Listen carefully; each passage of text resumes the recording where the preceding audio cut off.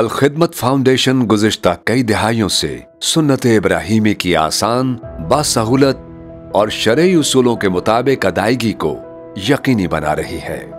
कुर्बानी के सेहतमंद जानवरों के इंतखाब से लेकर इन्हें शरई उसूलों के मुताबिक ज़िबा करने, जदीद तरीके से गोश्त की तैयारी और महफूज पैकिंग के बाद लाखों मुस्तहकीन तक कुर्बानी का गोश्त पहुंचाना अल खिदमत फाउंडेशन का एजाज है।